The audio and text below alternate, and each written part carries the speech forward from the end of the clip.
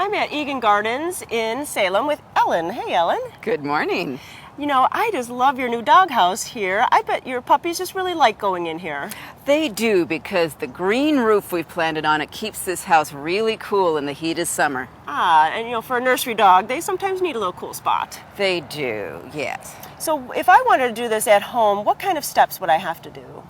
You'd have to decide which structure you're going to build on, and then make sure that that structure is strong enough to support the extra weight that a green roof causes.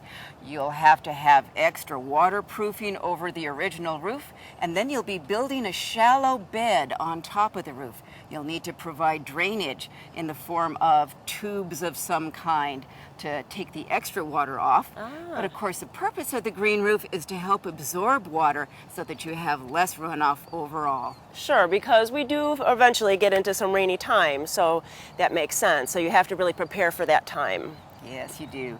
You could go ahead and plant a roof like this fall, and just know that you may have to do a little repairs of the bare spots if you've had washouts during heavy winter rains.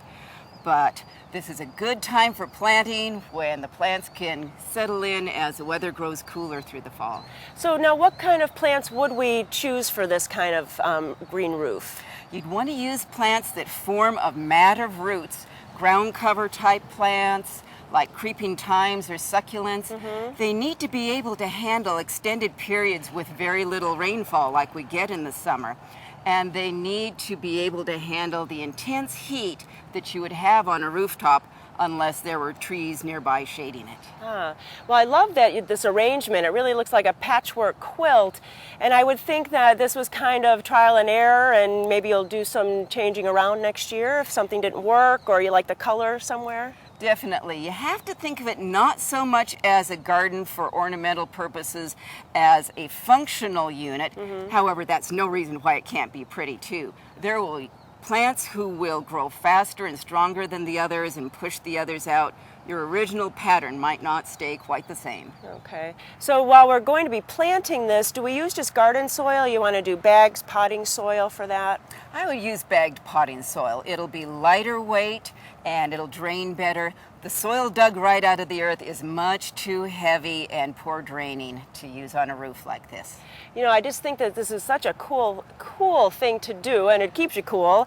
And if we come out to Egan Gardens, there's someone that could help us pick the plants and really kind of troubleshoot for us. Yes, Vance, our retail manager here, built this house, and he's a good craftsman and researched how to build one correctly, and he'd be able to pass that information on. Well, I just think it's one of the most interesting kind of concepts that's going to be out in the market these days at garden centers, and I think a lot of people are really trying them.